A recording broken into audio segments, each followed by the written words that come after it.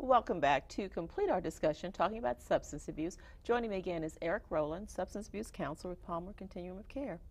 Now let's look in this segment at some of the maybe the more heavy-duty drugs, although they're all heavy-duty, but what we consider as a layman. Let's start with ecstasy. What is it, and take us through that. Ecstasy is MDMA, and it's a stimulant and a hallucinogen. It has both properties. It can be meth-based, it can be codeine-based. There are a lot of other drugs that can be mixed with it. It's really depends, the recipe really depends on who's producing that drug. So the effects can be as varied as the recipes.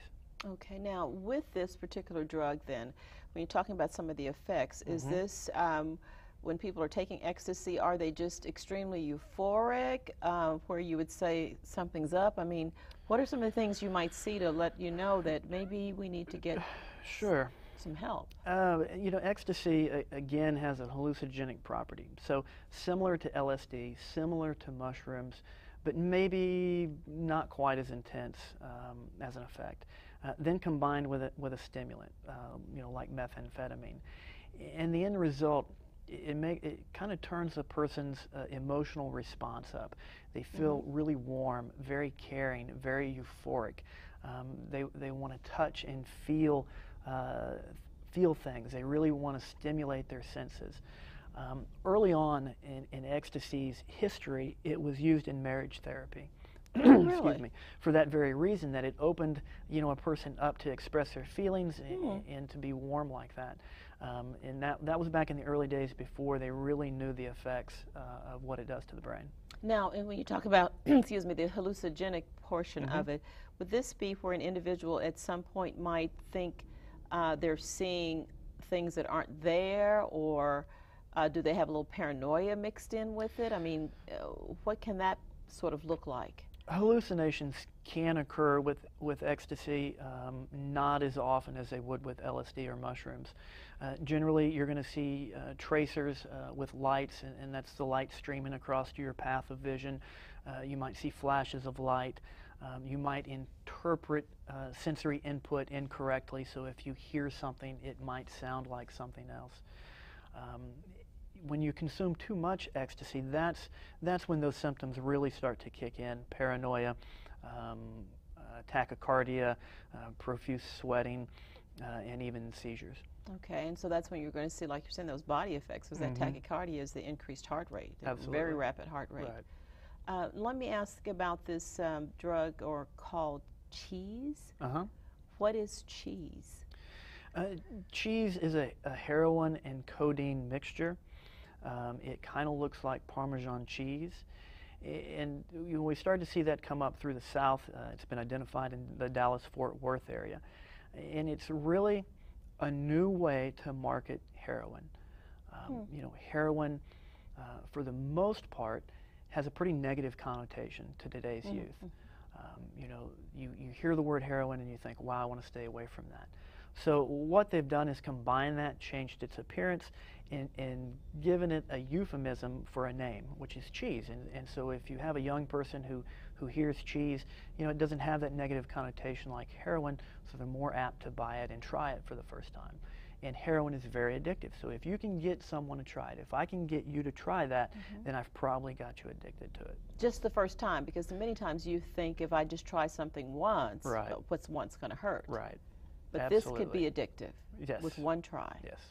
Now, what would be some of the signs or symptoms that you would see if a person is is addicted to that or beginning to use? Well, excuse me, heroin is an opiate. So if we look at the class of drugs as opiates, we're going to see nausea, we're going to see slurred speech, we're going to be incoherent, kind of inactive. And then where you're really going to notice it is when the person starts to withdraw from that drug.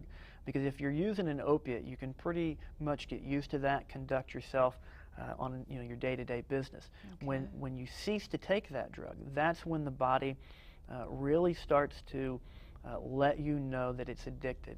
You'll be cold and clammy, muscle aches, you'll have trouble with your gait and motor coordination. It's really an unpleasant experience. Now, do you find that people will combine some of these drugs? Like, would you have a person that would tend to maybe use the heroin or cheese and ecstasy, or are people pretty much a purist? They'll just stick with one drug and maybe graduate to another. Right. When you're looking at heroin users, generally they're going to stick to heroin. They like that high. They don't want to dilute that. They don't want to alter that. When you get back, we go back to prescription drugs, that's where you see a lot of mixing of the drugs. In one deadly combination, and I spoke about an unfortunate overdose earlier, is Oxycontin and Xanax. Very, very dangerous, slows the respiration, slows the heartbeat, really affects the brainstem, which is our life support. And when you start to put to sleep our life support system, you're walking a fine line between living and ODing. Oh my goodness. Now, we've heard a lot about meth, Eric, but I want to ask you about other kinds of things like the huffing phenomena and the aerosol sprays and different things like that, and gasoline. Talk to us about that, because those are some things that we don't think about that especially our youth do. Right, and it's alarming because if you look at 8th graders across the United States, huffing is being tried more often as a first-time drug than alcohol or marijuana. Huffing inhalants, and I don't think many adults realize that. Exactly. And it's unfortunate that a lot of the compounds that they're huffing are throughout our house. Gasoline, aerosol deodorants, compressed air to clean your computer. These things are in almost every home, and we wouldn't even notice if there was an empty can laying around. We just think, oh, they used that and they're done. But these are the substances that they're inhaling and using. And you can even use, clarify for me, like perfume. Right, the body sprays, the Axe body spray, the Tag body spray. Yes, those can be used to huff as well. Now, are there also some highlighters that the kids are using? Yeah, absolutely. Highlighters, glue is still popular, and even though they've added some chemicals to those things to try and deter the use, they're still being used. Spray paint is a common one. Not so much with the adolescents, because spray paint kind of leaves some obvious marks behind, paint on the body, around the lips, and those type of things. Now, in our last few seconds here, what can we do about those types of products? I mean, should we be locking those up? And we tend to think about that if we have very small children, because we don't want them to get into it. But as the kids are getting old, should we just keep those things locked and maybe keep our perfumes? I mean, what should we do? Buy roll-on deodorant for our kids? Well, and that's a good point. If you have, it depends on what measures you want to take. Buying the roll-on, avoiding aerosol sprays, is not only good for the environment, but it may, make your home a little more safer. If you have to buy an aerosol, don't buy the value pack. Don't buy the 4-in-1. Don't buy the 10-in-1. Buy one can. Take a permanent marker, write the date of the purchase on the bottom of the can, and then you can track that. And I know that sounds like, overkill, but if you start to notice that you're going through, your child's going through body spray quite a bit, you do want to track that. Okay, thank you so much, Eric. You're I know welcome. That was fast, but a lot of good information. Absolutely. Well, that's our show. For Health Alert, I'm Pam Butler. I'd love to hear comments or suggestions for future shows. Please write me at Health Alert USA, P.O. Box 50913, Tulsa, Oklahoma 74150, or if you're on the email trail, please email me at healthalertusa@gmail.com. Thanks so much for watching, and we'll see you next time. And remember, be careful, be cautious, be aware, and talk to your kids. Take care.